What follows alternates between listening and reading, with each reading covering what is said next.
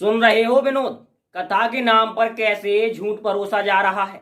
बागेश्वर धाम के कृष्ण शास्त्री झूठ बोल रहे हैं या कथावाचक अनिरुद्धाचार्य। वैसे तो भारत में कथा का विशेष महत्व है। कथावाचक को किसी भगवान से कम नहीं पूजा जाता, लेकिन आजकल लोगों ने धर्म का व्यवसायीकरण कर दिया है। झूठ बोलने और झूठ परोसने के बाद भी हम उनके झांसे में आ जाते हैं। अभी हाल ही में दो कथावाचकों ने एक ही विषय पर ज्ञान दिया है। एक कथावाचक धीरेन्द्र कृष्ण शास्त्री और दूसरे कथावाचक अनिरुद्धाचार्य से जब उनके भक्तों ने एक प्रश्न पूछा, आप सब दोनों के उत्तर सुनिए और मनन करिए। कहते हो कि प्याज और लहसुन का त्याग कर दें। हाँ। तो इसमें दोष का है, हमें ये नहीं समझ में आया अभी तक कि प्याज और लहसुन में दोष का है। वो जमीन में उगता है, जैसे आलू उगते हैं, मूली उगता है, वैसे ही। तो हमारे जो भाव दूर करें। बहुत सुंदर। लो अब तुम माइक पकड़े रही हो। में प्याज और लहसुन इसलिए नहीं पाई जाती, बहुत सुंदर प्रश्न है। पहले नंबर तो इन्हें ताली बजा के धन्यवाद दो। प्याज और लहसुन इसलिए नहीं पाई जाती क्योंकि प्याज और लहसुन का जन्म गंदगी से हुआ, राक्षस के मल से हुआ, इसलिए वो गंदग, उससे दुर्गंध बहुत आती है। तुमने देखा होगा खा के। मोह बसात अगर बगल में कोई खा के बैठ जाए, अलग मोह बसात। तो देवता अगर आना भी चाहे तो दुर्गंध के कारण देवता आ नहीं पाते हैं। हनुमान जी की कृपा हो नहीं पाती है क्योंकि वो राक्षस के मल से प्रकट हुई है, इसलिए प्याज और लहसुन खाना वर्जित है।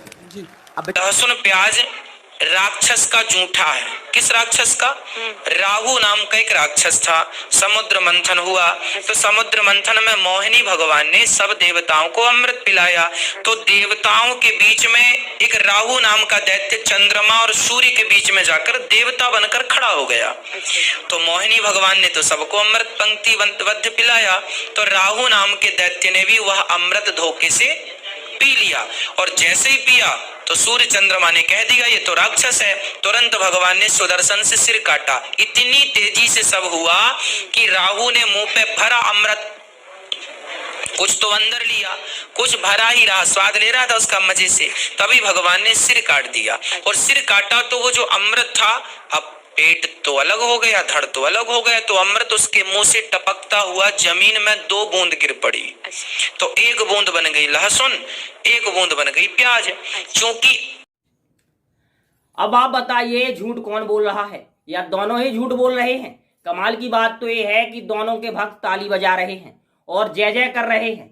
ऐसे ही झूठ के विशाख पर इनका कारोबार दिन दोगुनी और रात चौगुनी की तरक्की से बढ़ रहा है। धीरेन्द्र कृष्ण शास्त्री अपने भक्तों के मन की बात जान लेते, इसलिए वह प्रसिद्ध हैं। पिछले 1 साल में इनकी प्रसिद्धि में बेतहाशा वृद्धि हुई है। अनिरुद्धाचार्य मध्य प्रदेश के रहने वाले हैं। हाल ही में बच्चे ने इनसे एक सवाल पूछा था कि सूर्य सबसे पहले कहाँ निकलता है, जिसका जवाब इन्होंने जैसे दिया था उसमें बखूबी ट्रोल हुए थे। जो इस बार लहसुन प्याज पर जो ज्ञान झाड़ा है उस पर इनकी फजीयत तो तय है।